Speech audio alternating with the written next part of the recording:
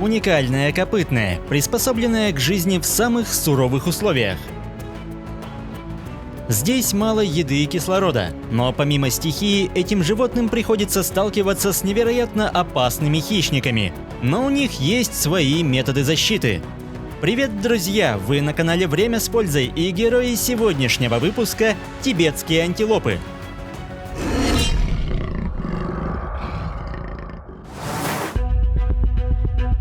Тибетская антилопа или чиру – одна из самых малоизученных парнокопытных в мире. Виной тому как скромная популяция, так и невероятные высоты, на которых нашли свой дом эти удивительные животные.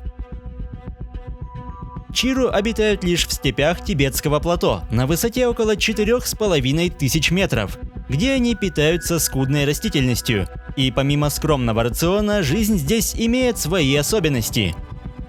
В частности, разреженный воздух требует специальной адаптации, и у антилоп на этот случай имеется фетальный гемоглобин. Этот компонент крови свойственен плоду и новорожденным млекопитающим, ведь за его счет обеспечивается быстрое насыщение организма кислородом.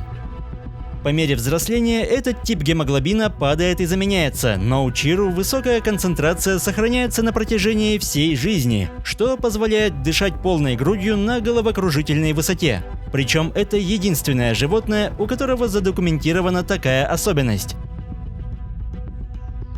Также, подобно снежному барсу, антилопы нагревают вдыхаемый холодный воздух. По пути в легкие он немного смешивается с выдыхаемым теплым воздухом, поэтому обморожение внутренних органов животным не грозит. Кроме того, им не страшны ни пронизывающие ветра, ни холодные зимы, ни град, который на высоте вовсе не редкость.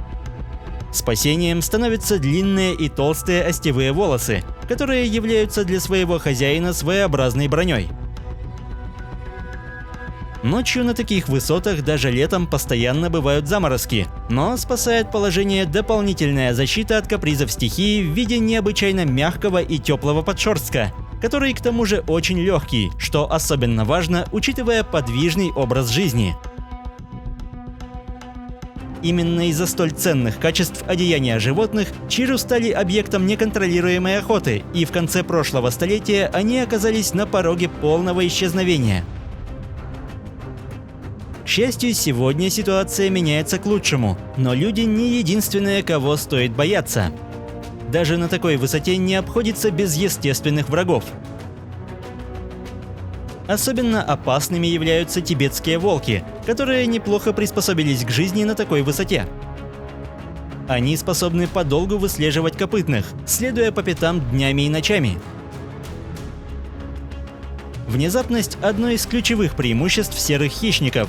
Однако в степях естественных укрытий не так много, а в забеге волкам, имеющим даже численное преимущество, ни за что не угнаться за взрослым полным сил животным. Ведь скорость чиру может превышать отметку в 70 км в час, поэтому погоня быстро теряет всякий смысл.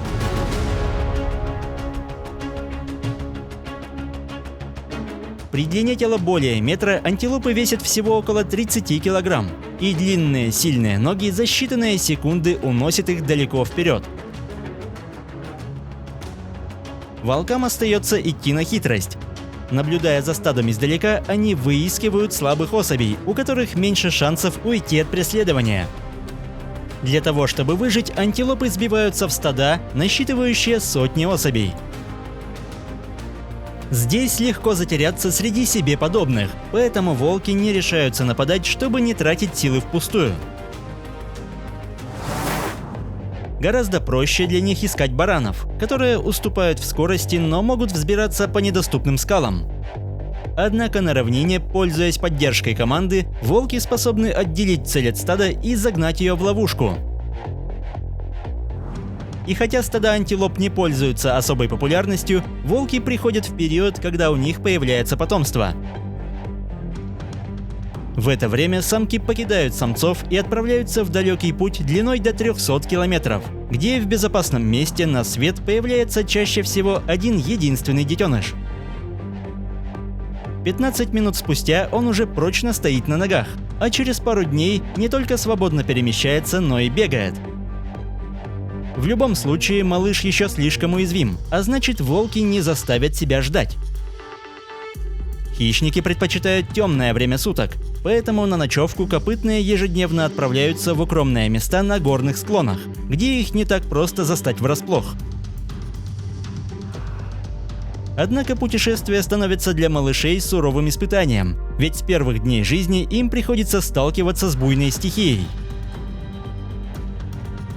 Матери всеми силами пытаются помочь справиться с бурным течением. Для телят это настоящий урок жизни, но лишь таким способом можно избежать лишнего внимания хищников. В противном случае участь малыша незавидна. Волкам без особых усилий удается отбить его от матери. Догнать детеныша не так просто, но быстрые, выносливые и целеустремленные хищники не упускают свой шанс.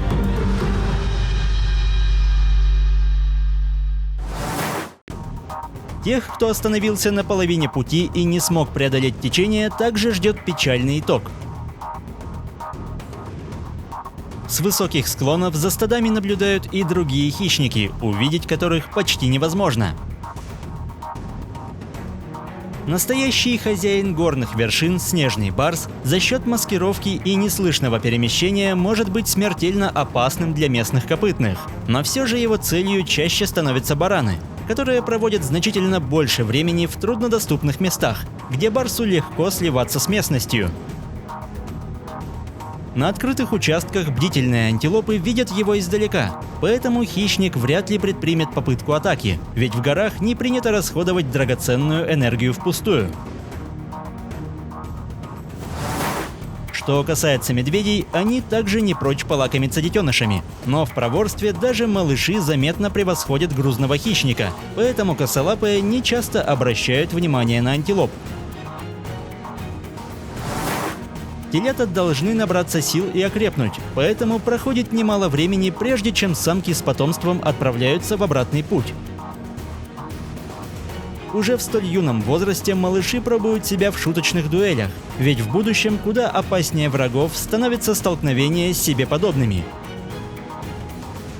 Вооруженные полуметровыми изогнутыми рогами, в брачный период самцы устраивают ожесточенные поединки.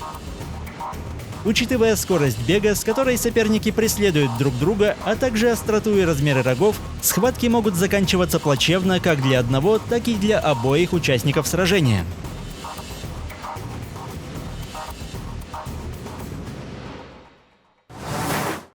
Невзирая на сложные условия жизни и опасных хищников, главной угрозой популяции был и остается человек. Охота на антилоп запрещена, но браконьеры по-прежнему истребляют животных ради ценного меха, и чиру все еще остаются в уязвимом положении. Тем не менее, на сегодняшний день их популяция оценивается примерно в 200 тысяч особей, а значит, при должном уровне защиты у этих уникальных животных есть шансы на успешное будущее.